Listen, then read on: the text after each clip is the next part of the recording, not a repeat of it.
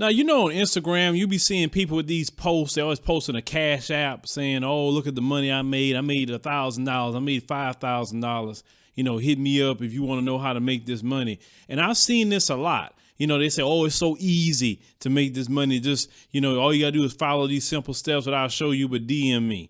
Now, anyone who know anything about working, making money, or even dealing with even amounts of money they're showing, it's not easy to get anything in life. You got to work hard.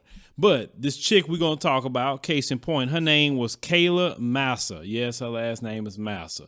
So she was on Instagram and she had a big ring going on. See, Becky out here doing her thing too now. It's just not, you know, certain people that society tries to label as those who's doing things like this. So she was charged by the feds because she stole $1.5 million. And she did it through her Instagram when she had about over 300,000 followers on her Instagram. And she also had a little over 100,000 followers on her YouTube page. So what she would do, she would post money on Instagram and then get people to hit her up, say, hey, you know, you want to make this money? It's very easy, you know, DM me. So somebody hit her up and say, yeah, let me go ahead and what we got to do. So they said, well, let's meet up. So she would meet up with the person, the particular victim, or, you know, her and her boyfriend, and they say, look, if you want to make $5,000, let me, you know, have access to your bank account and your debit card and your PIN card. And then within a day or so, I will deposit money into your bank account. So when the person look at their bank account within maybe about 2 business days, they'll see the $5,000 in the bank account. And you're like, whoa, you actually put the money in there. But it's a catch to that. See, she had plugs at the post office where you had about 53 money orders that were stolen from the Berlin, New Jersey post office, and 30 of them were deposited in various bank accounts, all for either $990 or $995.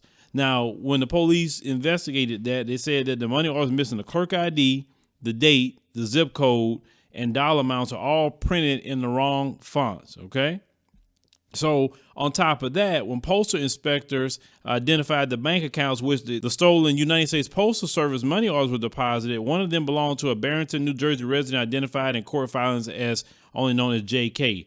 2 of the money orders were deposited into his account at PNC Bank. So as I stated before, she would put the money in there. They got the debit card. They'll see it. Then what she would do is this. Once the money is actually in there, take the debit card and go buy real money orders with that money at these different places.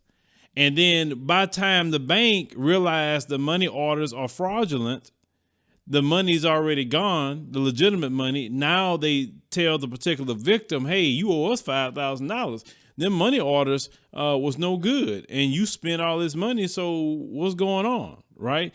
And she was doing this to a lot of people. She was not only having people steal from car dealerships to get access to their money orders, local businesses like a auto repair shop.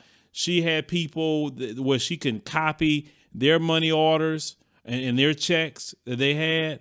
So once, you know, people start getting scammed constantly, they would try to hit her up on Instagram. And they say, hey, chick, you know, but she'll block them. But at the same time, if we could post some pictures up, this woman is out here with in front of a, look like a Rolls Royce. Another one, she's in front of a BMW, and she out here just blatant with it, just stunting. But she had a ring of people with her. Now, people that caught up with her early and realized she was doing, they say, hey, man, I realized that you're trying to get me. I'm going to go ahead and report you. And they're like, well, do what you got to do.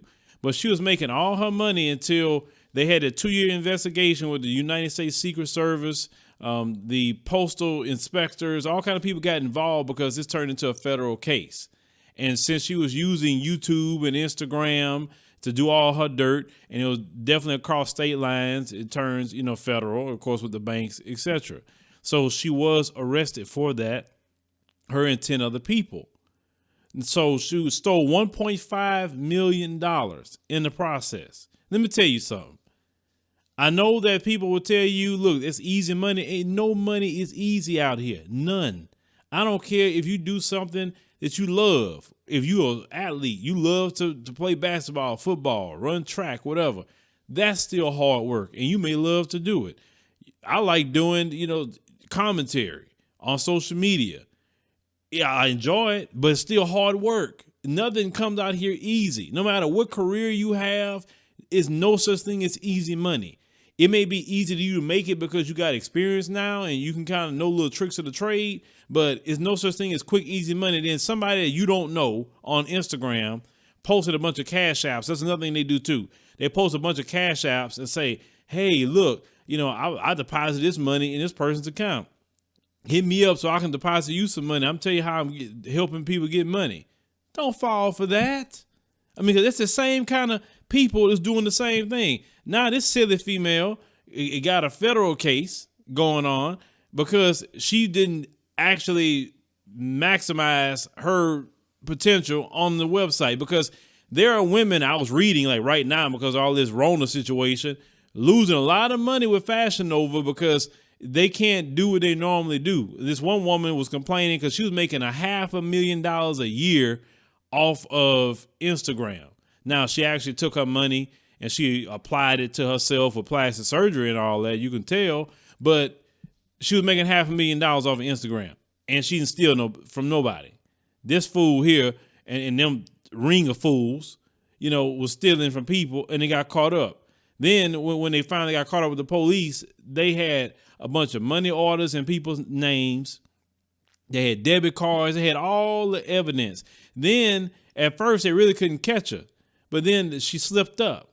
She had deposited some money in her mom's bank account. Then she gave one of those money orders to her sister to cash, and that's how they linked her with that. So with that being said, just work hard. Stop being lazy. Pull yourself up by your bootstraps, even on the social media space. You ain't got to be stealing like Kayla here. You ain't gonna be doing all that. It's too easy. It is easy to make money online, but you still got to work hard at it. Okay, because let's call it what it is. What job do you know that you can just jump in a chair like I am right now, put together commentary, even though it's some work, and have the potential to make some money? There are people right here just on YouTube, even kids, they're making millions of dollars a year or making hundreds of thousands of dollars a year, or, maybe they're making, a 5-figure salary, at the lowest. Supplementing their income with a job that they have right now. So, but it's still hard work, but you can do it if you put the work into it. Maybe it's a podcast. Listen, I met a dude about now, I guess going on 2 years ago, where he makes $400,000 a month on a podcast. He ain't stealing it from nobody. That's what inspired me to start podcasting. When I heard that dude get in the bag like that, I said, oh, so you podcasting? Oh, okay. I said, I got to jump on that.